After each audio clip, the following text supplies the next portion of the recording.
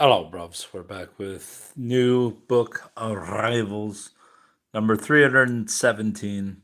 It's not very many books, but 11 books, but um, I don't want them sitting around, so I'm processing them quickly.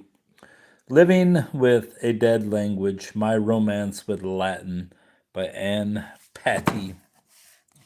After decades as a book editor, Anne Patty stopped working and moved to the country. Bored and aimless, she decided to challenge her word loving brain through a serious study of Latin, opening up unexpected windows into her own life. Catullus's poetry. Crazy. I just bought that recently too. Bought my sixth copy. Evokes her early days in Manhattan, while Lucretius elucidates her attraction to Buddhism. Women in Roman history give her French empathy for her late mother, and Virgil reconciles Patty to her new life as a rustic scholar, writer, and teacher. Cute. Titanic. And I know it's supposed to be Titanic, but I've started calling it Titanic. Titanics. The Death and Life of a Legend. I thought I had this book, but when I libibbed, scanned it, said no. The Death and Life of a Legend. In this gripping, deeply researched exploration of the Titanic's tragic sinking, journalist Michael Davey investigates the events, controversies, and legends that have surrounded the disaster. Sifting through historical documents and survivors' accounts, Davy details the 19th century origins of the White Star Line, narrates the story of the unsinkable ship's deadly voyage, and describes the dramatic discovery of the Titanic's wreckage in 1985. Why the hell isn't the heat going on? What's the temperature? Oh, it's 65. It's holding. Very well. Very well, bruv. A Pickpocket's Tale. The Underworld of 19th Century New York by Timothy J. Guilfoyle, author of City of Eros. In George Appo's world, child pickpockets swarmed the crowded streets. Addicts drifted in furtive opium dens, and expert swindlers worked the lucrative green goods game.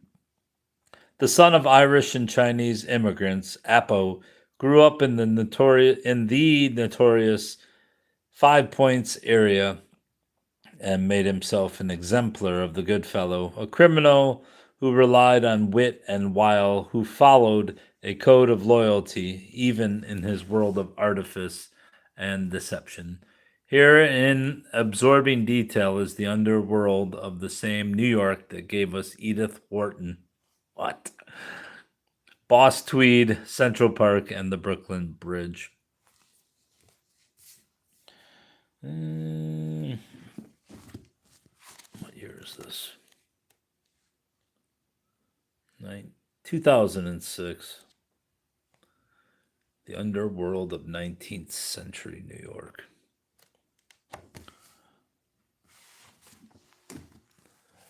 Willie Gaunt, The Aesthetic Adventure.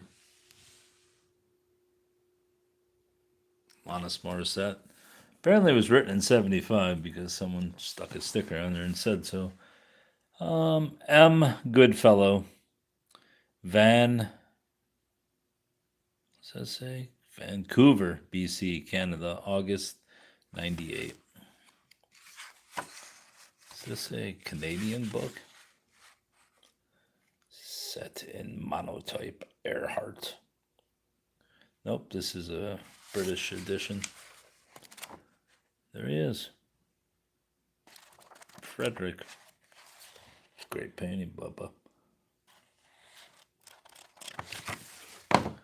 The art and literature of mid Victorian England reflected the materialism of an age dominated by the machine. It was not until the latter part of the century that a group of the most prominent men in the arts rebelled against the prevailing attitudes and turned to aestheticism, the pursuit of beauty, independent of any moral end or social purpose.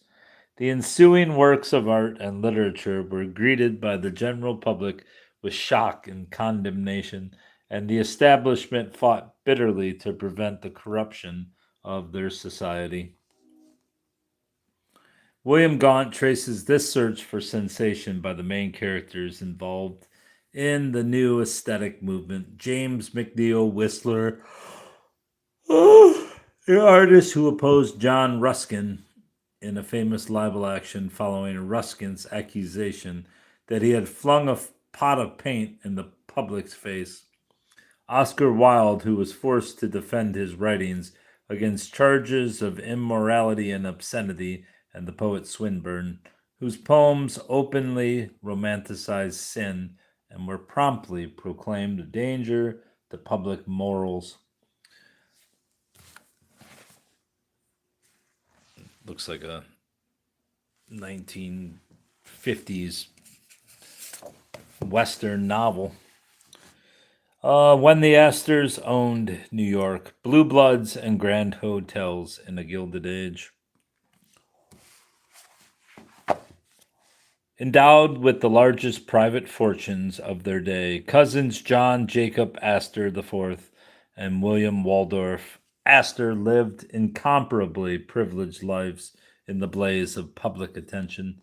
For 3 decades around the turn of the 19th century, they vied for dominance of high society, creating the grandest hotels the world had ever seen, perfect fusions of excess and efficiency that became America's castles of capitalism. In this fascinating anecdotal history, Pulitzer Prize winner Justin Kaplan reacquaints us with the men whose palaces gave us the chafing dish, the velvet rope, and the standards of luxury and fashion that preoccupy us to this day.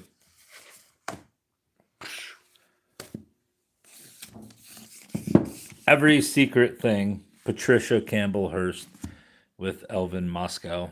Of course, not all props. Of course, it's Patty Hearst, but she didn't want to be called Patty after the SLA. I wonder if she even mentions it. Yeah, she mentions it.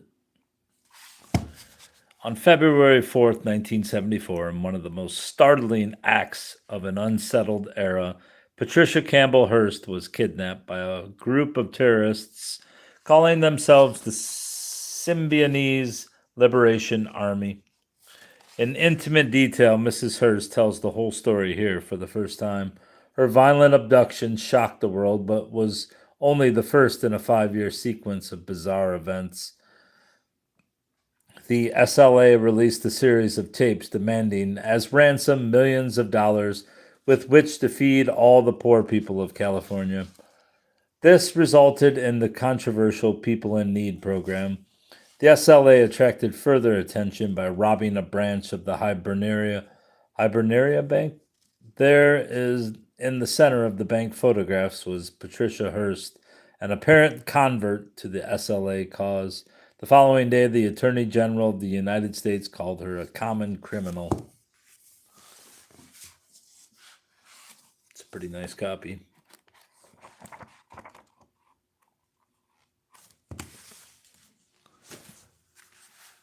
The House on Garibaldi Street by Isser Harrell, the first full account of the capture of Adolf Eichmann, told by the former head of Israel's Secret Service. Oh no, not Israel's Secret Service. I have to announce in the Nestle that a short time ago, one of the greatest Nazi criminals was found by the Israeli security services, Adolf Eichmann, who was responsible, together with the Nazi leaders, for what they called the final solution of the Jewish problem, that is, the extermination of 6 million Jews of Europe. Adolf Eichmann is already under arrest in Israel, and he will shortly be brought to trial in Israel under the Nazis and Nazi collaborators punishment law of 1950.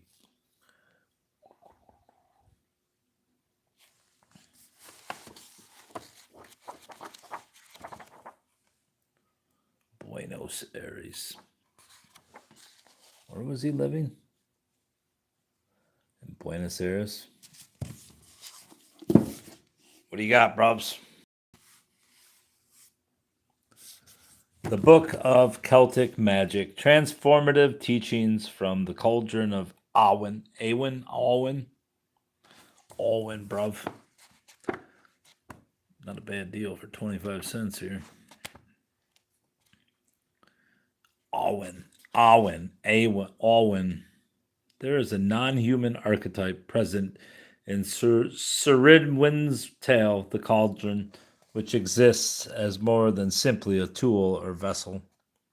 It is the embodiment of potentiality, inspiration, and transformation.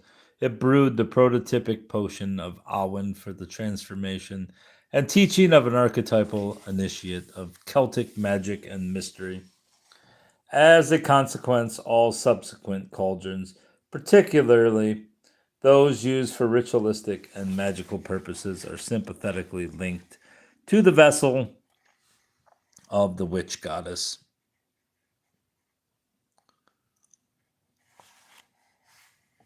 The three rays of light. Within the Celtic cultural continuum, there is a unique and fundamental force or power referred to as Awen in Britain and as Imbus in Ireland. This chapter will explore the magic and wonder of this force and its importance to the practice of Celtic magic. By aligning oneself to the power of Awen, we move into the energetic stream of Celtica and its wisdom. Here we will explore Awen's origins and the archetypes that represent it, together with rituals that will introduce you or deepened will introduce you or deepen, and it's supposed to be deepen your connection to Awen. Nice if they told you how to pronounce it. Awen. There it is. They did tell us. Awen. Awen is the underlying current of the universe that is available to us right now. The magic of Awen can be seen emulated in quantum science as the vacuum state, also known as the zero-point field. Right. Did she kill him? A torrid true story of adultery, arsenic, and murder in Victorian England by Kate Colquhoun.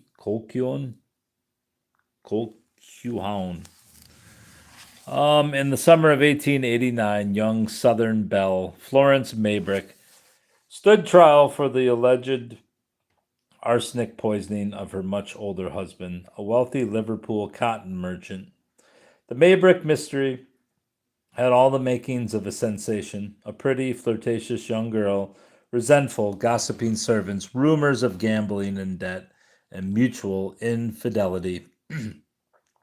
The case cracked the varnish of Victorian respectability, shocking and exciting the public in equal measure as they clamored to read the latest revelations of Florence's past and glimpse her likeness in Madame Tussauds.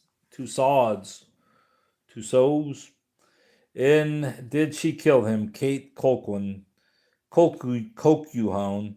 recounts the utterly absorbing tale of addiction, deception, and adultery.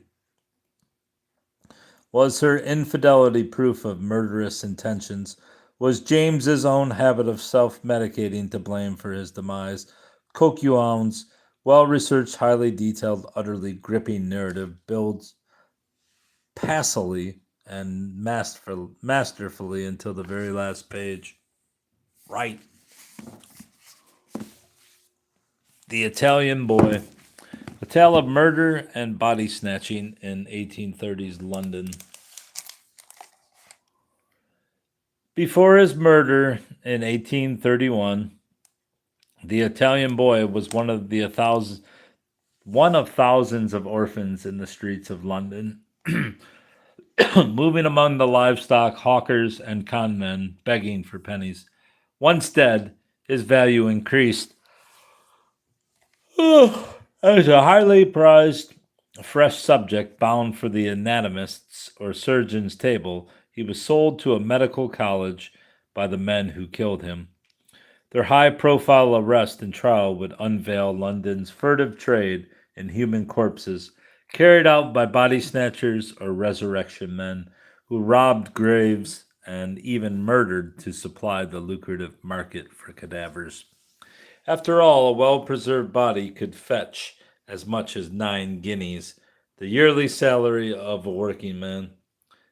At once a gripping historical thriller and a path breaking social history, the Italian boy meticulously reconstructs the hour by hour activities of the body snatchers, investigates the mysterious identity of the anonymous boy, and traces the labyrinthine twists and turns of a case that would engage society from the wealthy to the most hopeless and helpless. In the process, historian Sarah Wise draws an unprecedented picture of the chaos and squalor of the city that swallowed the 14-year-old vagrant. In 1831, London's poor were displaced and desperate. The wealthy were terrified, blah, blah, blah.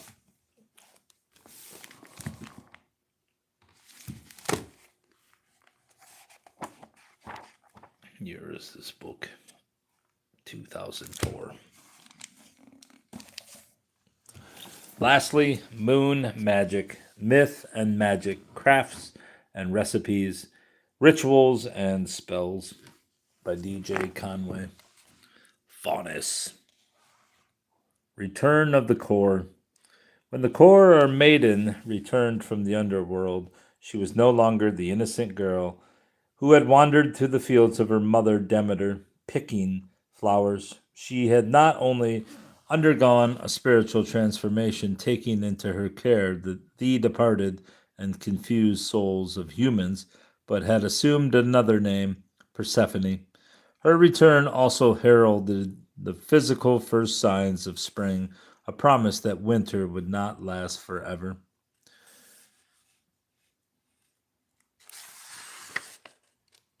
Demeter.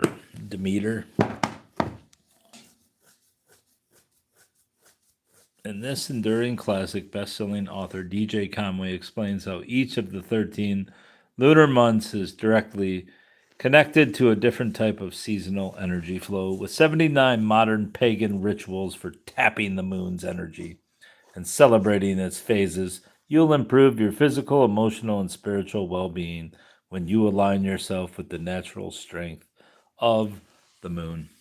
Right, you will. Get over here, candle. It's time to end this folly.